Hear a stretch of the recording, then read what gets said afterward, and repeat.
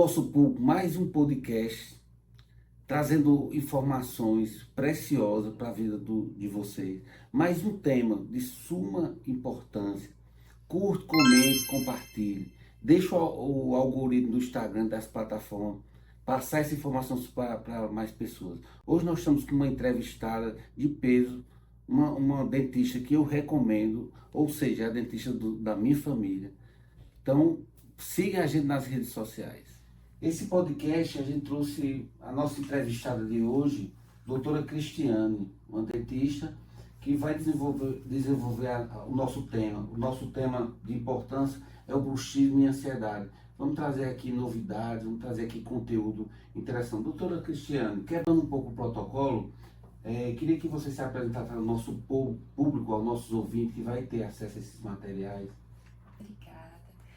Meu nome é Cristiane Araújo, sou cirurgiã dentista, especialista em ortodontia e já trabalho há 10 anos com o controle do bruxismo. E hoje vamos conversar um pouco sobre esse assunto tão importante que envolve as nossas especialidades, né, doutor? Agradecer de antemão a doutora Cristiane por estar aqui para desenvolver esse tema com a gente e esse desafio, já que é um transtorno que acomete muita gente na nossa população, né? Queria dizer a você, Cristiane, que eu fiz aqui meu levantamento, por incrível que pareça, o bruxismo acomete 30% da população mundial, 30%, gente.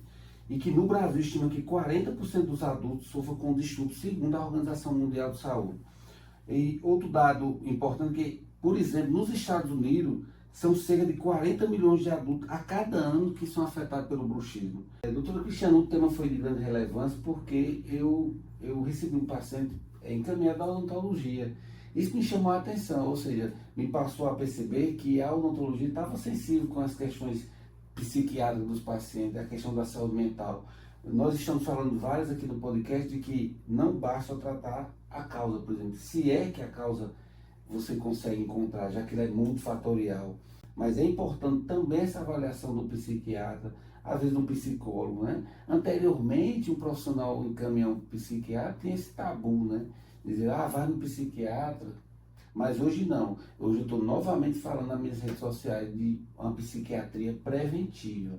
Então, o bruxismo, como está muito associado com o estresse, muito associado com a ansiedade, sim, pode ser necessário uma avaliação da psiquiatria. E outra coisa, o bruxismo ainda é pouco conhecido por grande parte da população. E aí tem aquela pergunta, eu tenho bruxismo, o que é o bruxismo? A que profissionais eu procuro? Hoje, Cristiano, nós vamos tentar desvendar um pouco desse mistério. Uma coisa eu queria aclarar aqui ao nosso público, que a emoção e o comportamento humano é tratado pela psiquiatria, né? Eu falo muito nos meus stories, nas minhas publicações, sobre essa questão da emoção e do comportamento humano. A emoção gerando comportamento. E quando essa emoção gera comportamento que é conflitante com a sociedade ou com o padrão cultural, pode estar aí diante de um problema. Mas o que eu quero introduzir aqui nesse nosso tema, e fazendo um adendo, é sobre a ansiedade. A ansiedade, na verdade, nunca foi um problema. A ansiedade faz parte do crescimento do homem. Então, o ser humano ele precisa da ansiedade para desenvolver, para conquistar os seus objetivos, né? E os sentimentos, Cristiano, de apreensão, de preocupação, nervosismo, pode levar a algumas patologias, dentre elas o bruxismo. E aí eu passo a palavra à doutora Cristiane para falar um pouco sobre o bruxismo. O bruxismo ele é considerado atualmente um comportamento. Por alguma razão, o cérebro da gente, o sistema nervoso central, recebe um estímulo e ele descarrega no nosso corpo com uma forma do bruxismo, que é ou apertar ou ranger de dentes. Esse comportamento ele pode acontecer tanto durante a noite quanto durante o dia, sendo que durante a noite ele é muito prejudicial porque ele atrapalha a nossa rotina de sono. Então, uma pessoa que não tem qualidade de sono não vai ter qualidade de vida. Por isso que ele é um problema tão sério que a gente precisa controlar.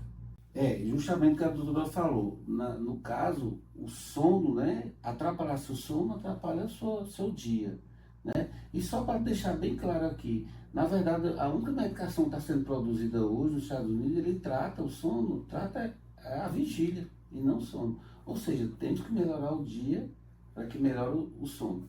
E o sono com bruxismo é prejudicial. Está na hora de vocês terem posse dessas informações e procurar os profissionais.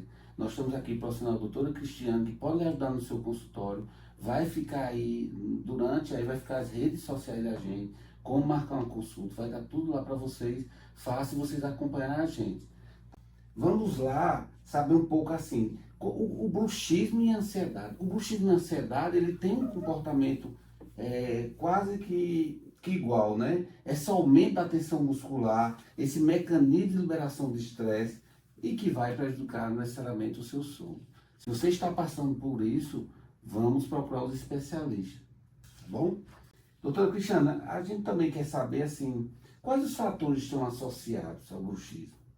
Olha, hoje em dia a gente sabe que ansiedade e estresse são os principais fatores associados, né? E a gente viu um aumento crescente, tanto do estresse quanto da ansiedade pós-pandemia. Então, isso fez os nossos consultórios bombarem de paciente com bruxismo, com dor miofascial.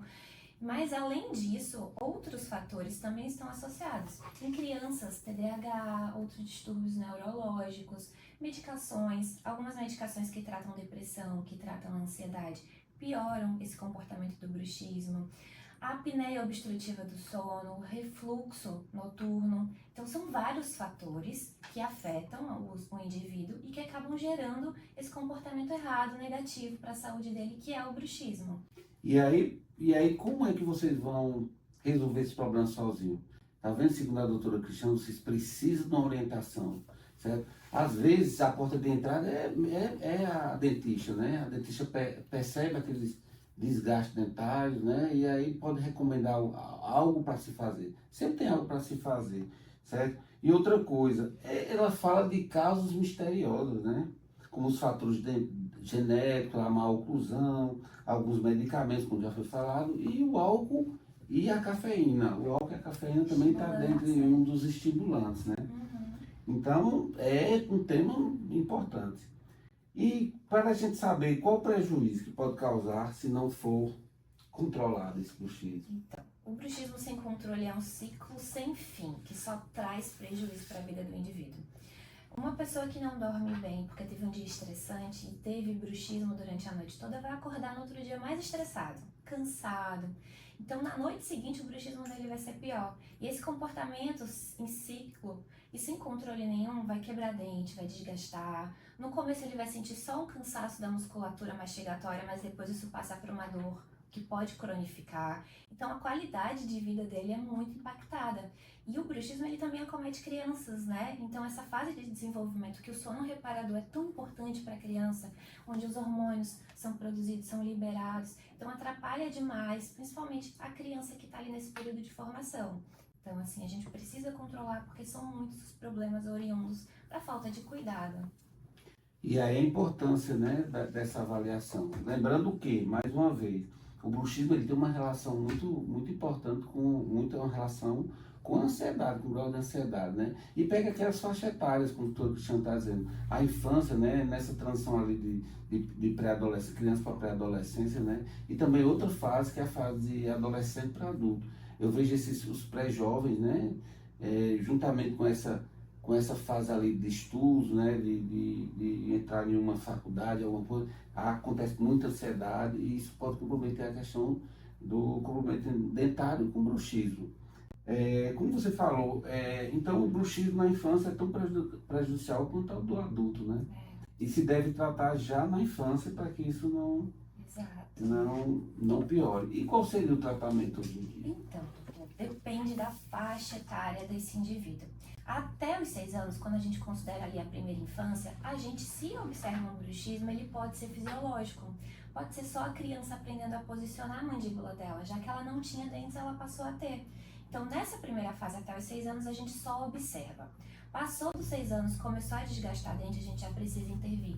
Então, a gente pode tanto fazer batentes oclusais para a criança desencostar os dentes, a gente já pode introduzir uma plaquinha rígida para ela dormir, a gente encaminha o psiquiatra, a gente pode encaminhar para um psicólogo se a gente observa que tem algum comportamento ali psicológico que precisa de uma outra intervenção multidisciplinar. Para o adulto é sempre a plaquinha é a primeira escolha de tratamento, porque além de proteger os dentes, vai trazer um alívio, um conforto para o sono dele. E aí, medicamentos, a gente pode fazer o próprio botox, a toxina botulínica para relaxar mais a musculatura. Então é individual. Depende da fase que aquele indivíduo está, depende do que está causando aquele bruxismo, aquele comportamento. A gente não pode tratar só o final, só o bruxismo. A gente tem que entender o que é que está acontecendo na vida daquele indivíduo e tratar ele como um todo. E aí um fato interessante é que no consultório mesmo, eu já peguei pacientes provenientes dos odontólogos, né? Eu achei assim gratificante. Por quê? Porque a psiquiatria está sendo vista com outro olhar hoje em dia.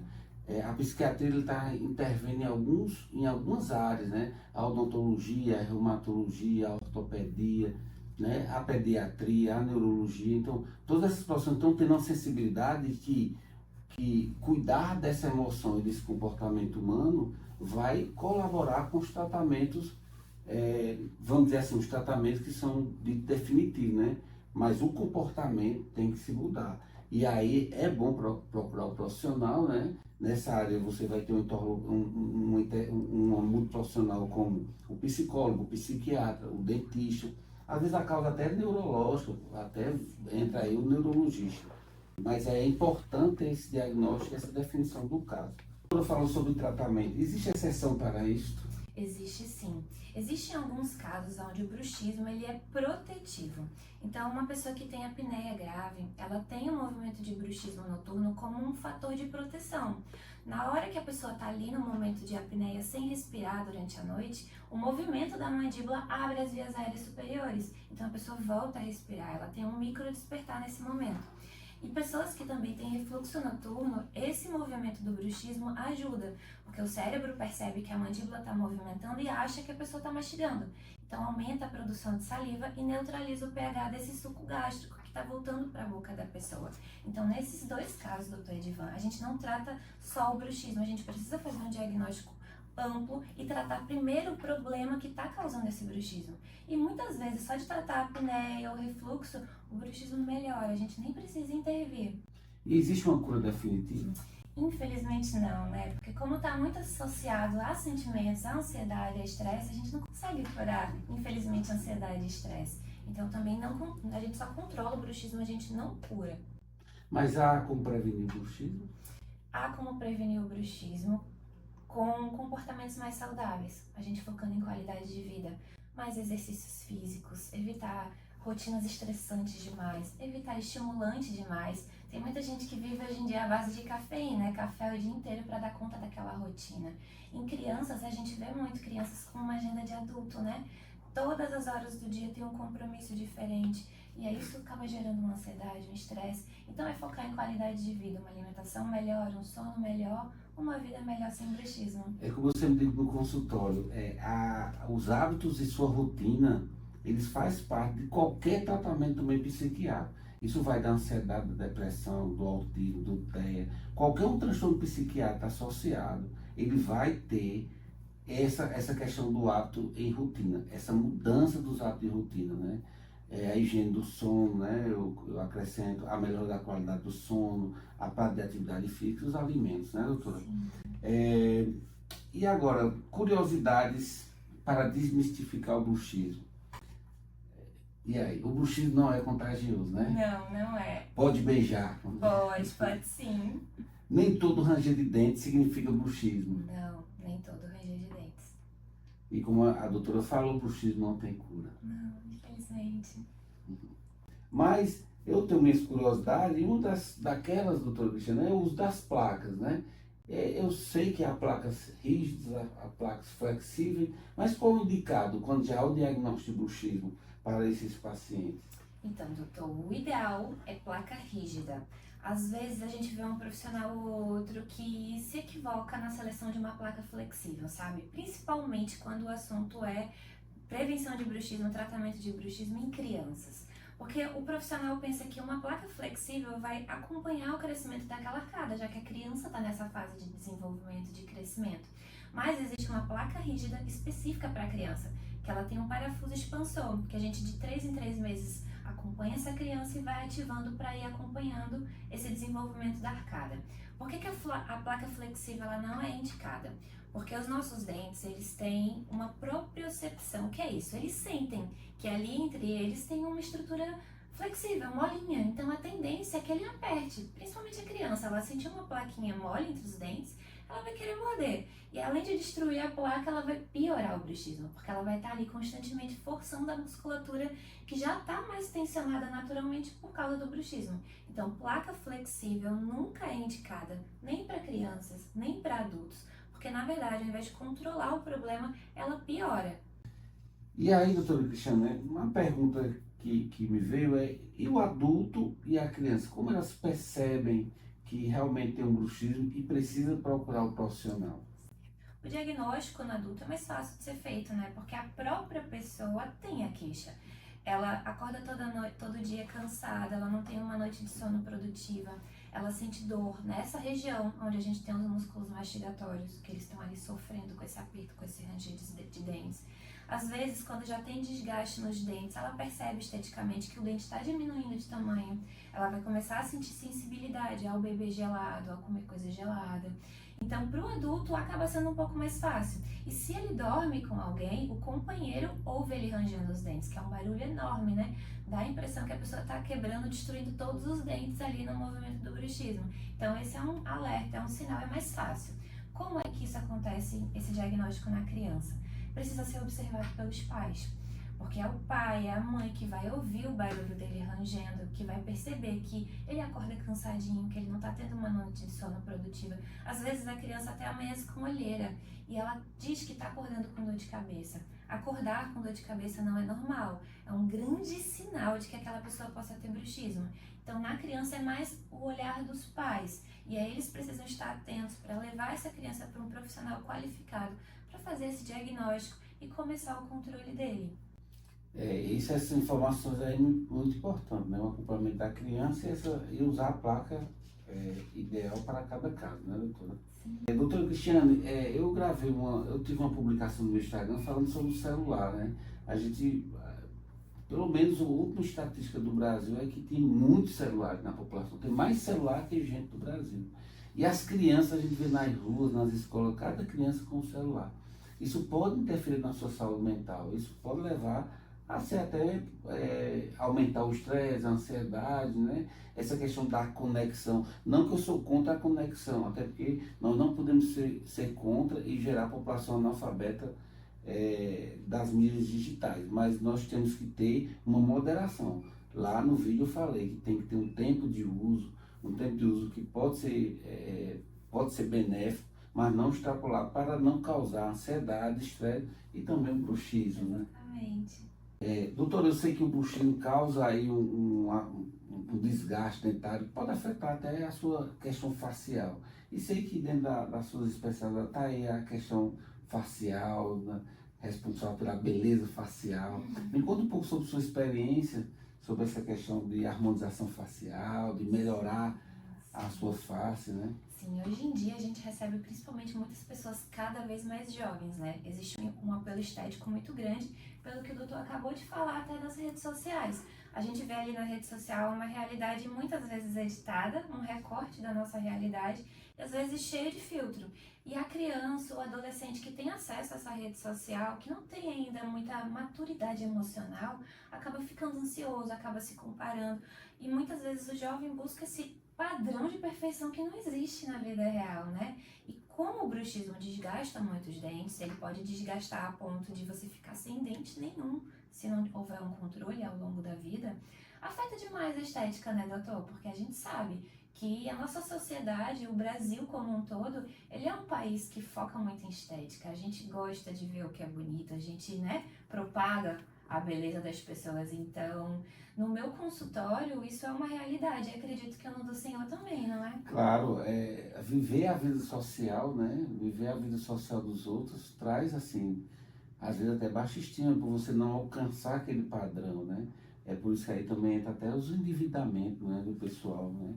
Inclusive, doutor, eu atendi uma vez uma jovem no consultório que teve um problema familiar por conta de uma compra de um iPhone, porque ela queria um iPhone, certo? Então, para você ver a que grau chegamos dessa dependência de viver e de se enquadrar no padrão que a sociedade põe aí nos Instagram da vida, né? Nos Instagram, nos Face. Então, tenha autoconfiança, aumente sua autoestima, né? Não viva de redes sociais, seja autêntica, né? Busque a Deus, busque a família, para que você tenha bom êxito em tudo que você faz. Queria agradecer a doutora pela entrevista, doutora Cristiane. Espero que vocês sigam ela nos canais, né, nas mídias sociais delas. Me sigam também no canal Dr. Edvan Neves, nas redes sociais. Agradecer a você pela paciência de estar aqui conosco, de acompanhar esse vídeo até o final. Tá bom, gente? Obrigado a todos. Obrigada também.